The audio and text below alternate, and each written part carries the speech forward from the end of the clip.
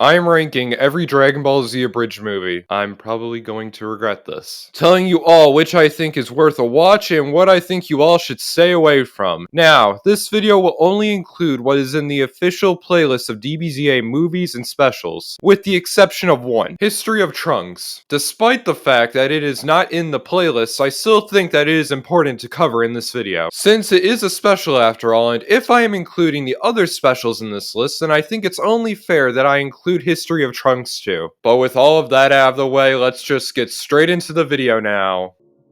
Garlic Jr.'s back. This is probably one of the most different and creative things that I have ever seen from Team 4 Star, but that is by no means a bad thing. It was very enjoyable and fun, and Kaiser did an amazing job as the voice of Garlic Jr. I also love the voices of Pepper, voiced by Remix, Ginger, voiced by Takahata 101, and Cinnamon, voiced by Antfish. Those guys did an extremely good job and had some extremely funny performances. Like, for an example, when Ginger was talking extremely fast while trying to steal Gohan from Chi-Chi. That was so funny to where I laughed at it, and was also left wondering how Taka was able to talk that fast while also holding his voice for Ginger. I find that to be pretty impressive if you ask me. And the commentary track to Dead Zone was also enjoyable. The references that they made to Lanny's old project called The Neighborhood Cluck Movies were also cleverly put into the movie, and seeing the different combinations of different times to eat were hilarious.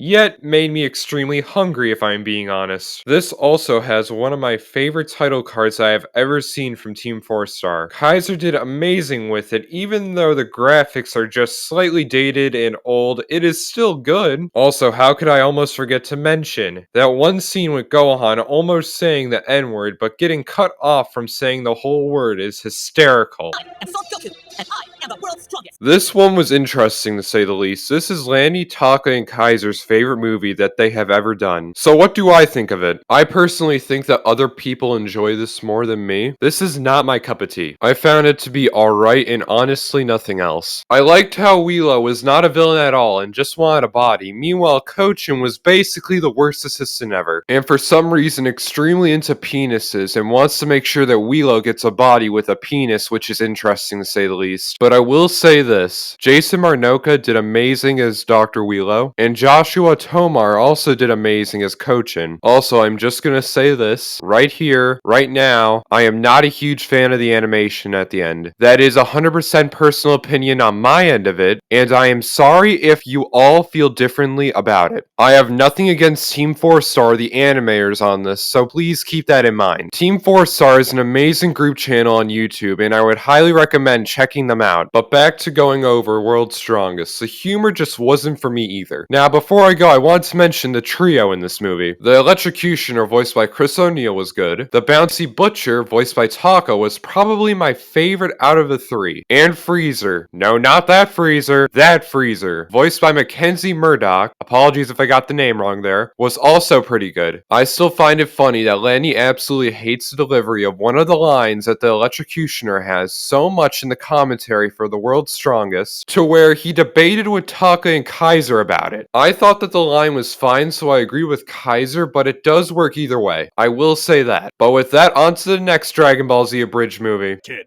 Oh, you want this kid? I want him. Tree of Might, or as you all know it as, Christmas Tree of Might. This was the first DBZA movie that Team 4 Star worked on, because Lanny Bator and a few other members had made their own versions of Dead Zone and World's Strongest, under the name Neighborhood Cluck, which is a somewhat funny name which was before they made Team 4 Star. So they decided to do Tree of Might, the movie that they didn't get to when they were working on the Neighborhood Cluck movies. And back when they made this, the max length for a YouTube video was extremely shorter to what it is now, which led Team 4 Star to split Christmas Tree of Might into two parts, but for my own sanity, I am putting them in one spot. I enjoyed Christmas Tree of Might a lot. The humor, while being slightly dated, is still hilarious. The joke of Turles saying, "Do you want this kid?" was my favorite joke of the entire thing, and the henchmen in this movie are some of my all-time favorites out of all of the DBZA movies. They all have had something to do with Santa, either working for him, being a mall Santa, or doing stuff to his reindeer. I raped Rudolph. This was back when YouTubers weren't scared to make jokes like that, and I miss it a lot. But Christmas Tree of Might, while you are slightly dated, you are still very funny. This was solid. It wasn't the funniest in my opinion, but the scene with Doradabo repeatedly trying to attack Piccolo but constantly failing was priceless. And I will take time to mention that this movie, while not being the funniest in my opinion, it does have some of my favorite scenes out of any of the movies. Piccolo's entrance into the battle, Piccolo's constant insults to Doradabo, Metamacha threatening to smack Goku with his dick, and Takahata 101 as Lord Slug saying that his skin is so fucking smooth. But the smaller details that Team 4-Star puts into this are clever, implementing that Namekians hate the sound of whistling, which is very interesting, and makes a small comeback in the canon DBZA mainline series. And something else that is interesting is that they compare the Lord Slug movie to the Demon King Piccolo saga from the original Dragon Ball, which, yeah, I can see the resemblance. And before I move on, I want to point out the post-credits scene with Guru. It is not only funny having him ask Nail to mail his letter to Lord Slug, it also shows that even with Guru being the evil half of the split Namekian, their good half can still get corrupted, which is very clever. And Kaiser tries to phrase that same sentence in the commentary for Lord Slug. Also, in case I forget to mention this, please subscribe. This video took me too long to make, but with that, let's move on. Would you like to see your son Kakarot? This one, while the age could not be more visible, it is still a fun, compelling abridged special. You can see how characters like Dodoria, Zarbon, and Frieza have changed, mainly when it comes to voices. Dodoria was voiced by Anfish, Zarbon was voiced by Kaiser Neko, and Frieza was voiced by Lil Karibo. They all did amazing, but their voices for each of these characters did improve when it came time for their appearance in the mainline show. And Takahata 101 did extremely good for voicing Bardock. I really felt a lot of what he was saying, even though I think his Bardock improved a lot for episode of Bardock, which I will be getting to in a second. But I would like to say that even Taka mentioned in the commentary about episode of Bardock that he thinks that he got his nasal surgery done by the time episode of Bardock came around, which is very interesting and makes a lot of sense if you ask me honestly. Of all the stupid! I genuinely love how much of a shitpost this one is. Like, seriously. To start this off, everything that Bardock or Lord Chilled says is hilarious, without a doubt. Bardock / Taka with the serious deliveries to the lines he reads, and Lord Chilled / Gon with the over-the-top, high-pitched voice and the random-ass sentences that he says. And to this day, my favorite line is still, Now give us your Scrooge or we'll beat it out of you.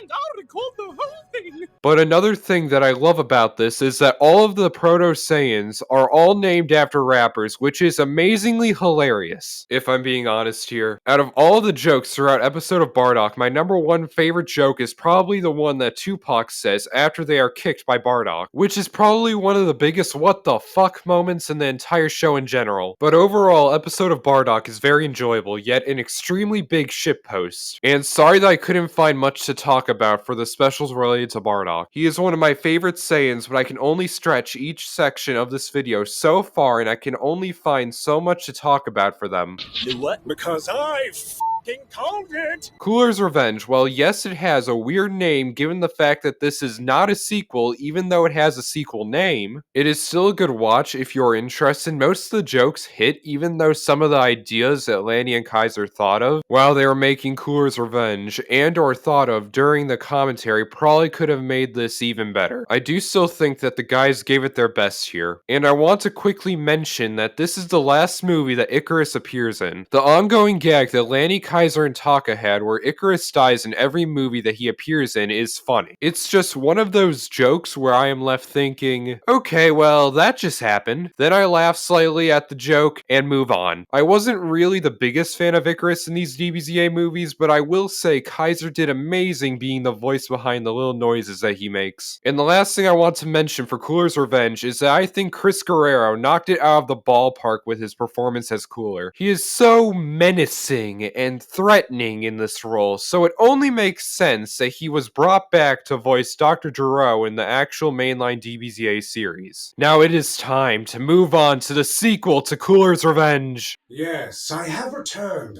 dumbass. Goku. Dumbass. This movie is the definition of a mixed bag. No disrespect to Team 4-Star on this next point, but this is probably the funniest yet blandest movie that they have made. On one hand, Vegeta complaining that he keeps on getting kicked in the dick by Cooler is hysterical. Cooler saying to Goku that he has something on his face only to come on out and punch him is funny. And the constant loop of Vegeta getting kicked back by Cooler every time when he tries to punch him is funny too. But aside from those jokes and a couple other ones, this is not the movie that I would actively go back to watch over and over again. However, the voice acting from the entire cast is incredible. They make this shit look effortless. Everyone at Team 4-Star are professionals at voice acting. My personal favorite performance is once again Chris Guerrero. It's like he was made to be the voice of Cooler. Also, I want to take time to mention that the commentary that Lanny, Taka, and Kaiser posted on their second channel about this was peak. Their input on how they went about making this was peak. I loved watching every moment of it so much. The cherry on top of all of the jokes that they made involving this commentary was how Taka brought up the original joke, being a conga line of metal coolers taking turns kicking Vegeta in the dick, and Taka, of course, saying how Goku would be the one that's forced to watch it all happen. But with that, an okay abridged movie and an amazing commentary track to it. I am sorry if any of you disagree with me on that, but it's my opinion, so let's just move on.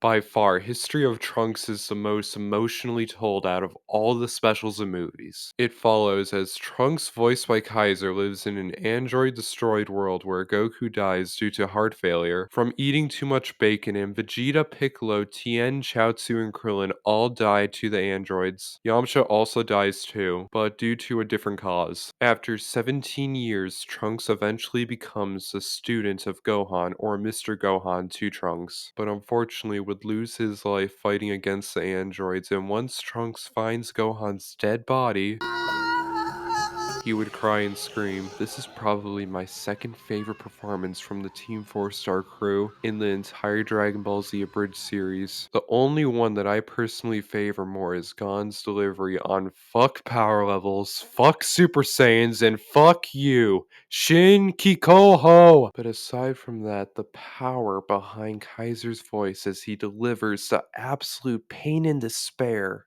that Trunks is going through is astonishing. And seeing Kaiser talk about this in the commentary for History of Trunks is just downright amazing. Well done, Scott. Give this man an Oscar for Pete's sake! But I do not want to end this segment of the video on a depressing note. So I'm just gonna say this, I think future Gohan should have banged future Bulma in the actual Abridged special. But that's just me. Yeah, Kaiser just had to turn down the idea from Taka and Lanny. Dang it, Kaiser!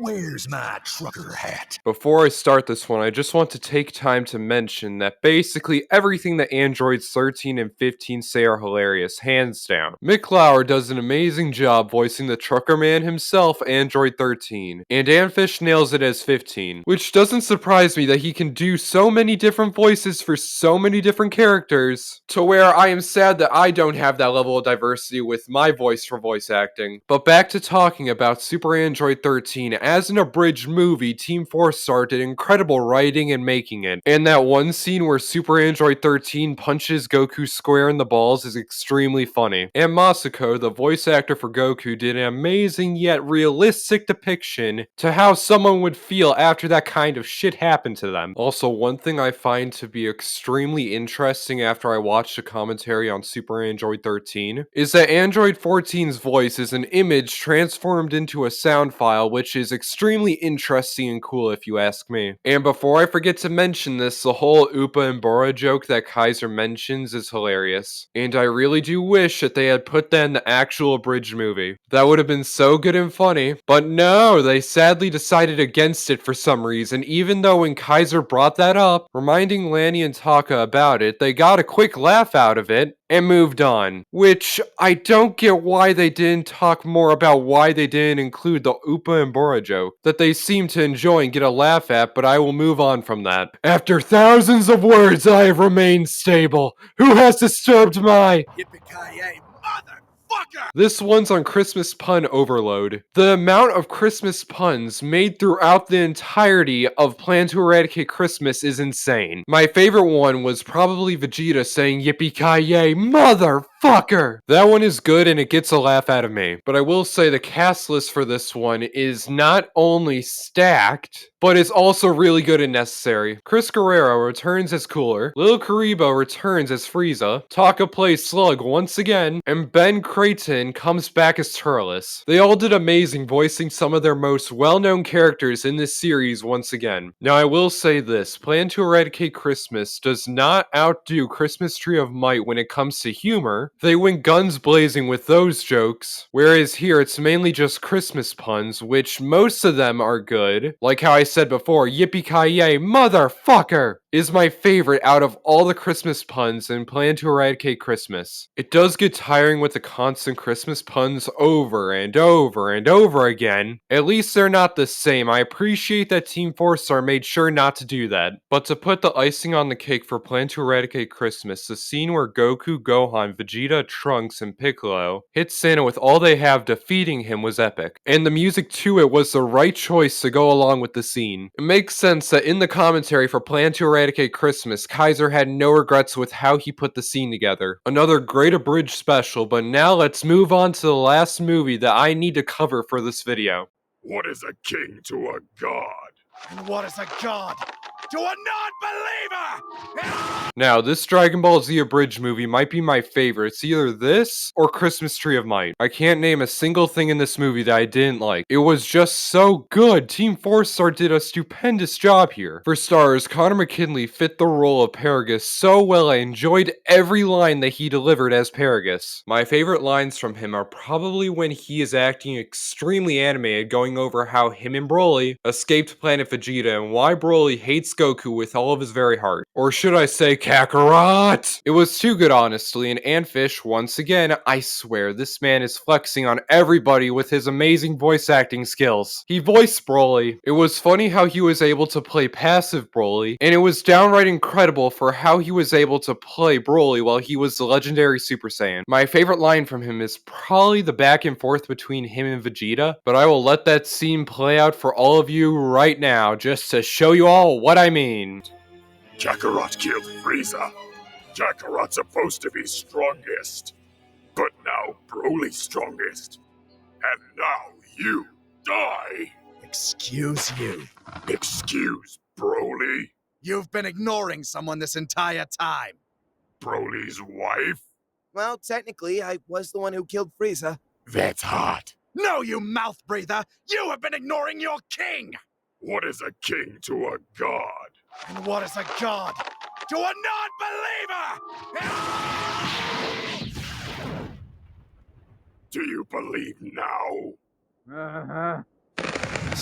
Such a fucking incredible line. And it ended off with a well-fitting joke at the end, which just makes it better, honestly. The quick little back and forth between Goku and Gohan where Goku says that it's Gohan's movie next, which would have been BoJack Unbound. It would have been awesome if they had done it. Vegeta becoming the Broly fanboy in this, who is just amazed at what a unit that Broly has become. Team 4-Star even mentions in the commentary for Broly that they did this because Vegeta gets sidelined for the rest of the movie, which is a very understandable move to make, especially given the fact that Broly is one of the more popular Dragon Ball Z movie villains. So the fact that Team 4-Star symbolized Vegeta as this Broly fanboy basically encapsulates the widespread opinion of Broly into Vegeta. It was not only a good move, but it also ended up being one of the funniest bits about this movie. But not the funniest, no, the funniest ongoing gag throughout the entire movie has to be the Shimotions. This is probably one of the funniest things that I have ever seen Team 4-star, do/right. These dirty little perverts crack me up with almost every line that I hear from them. And Taka plays Elder Shimoshin extremely well, and that last line from one of the Shimoshins is hilarious. You see, while everyone is riding back to Earth after everyone has been teleported onto a spaceship, one of them says to Oolong, "You know what, I'm just gonna let that scene say it for itself." What are these things, and why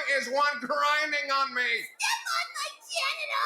Also, another thing that I like about this is the callbacks that everyone makes to all of the villains that they have fought in the prior movies, which is very cool, honestly. Even that one line when Piccolo mentions Slug in the spaceship that they were just teleported into, I like that a lot. But the thing that I absolutely love is that Goku got Gohan, Future Trunks, Piccolo, and Vegeta to give him their energy to basically defeat Broly with a hand job to the stomach. I know that he technically punches him in the stomach, but it's funnier to phrase it like that. But this time, the thing that I actually love the most out of the entire movie is the song for the end credits. That fucking slaps. I could listen to that on repeat for at least 30 minutes straight before moving on to a different song. Plus, that one divorce joke from Chi-Chi to Goku is absolutely spotless. Amazing work, Team 4-star. You all did an amazing job, and that one 9/11 joke in the commentary was honestly funny, even though the subject itself is no laughing matter. This is probably my most ambitious video to date, and it will probably stay that way for a long time. So if you haven't already, please subscribe, because this video took me too long to make and I am tired from it. But with that, I hope that y'all enjoyed this video, and I'll be seeing you all next time!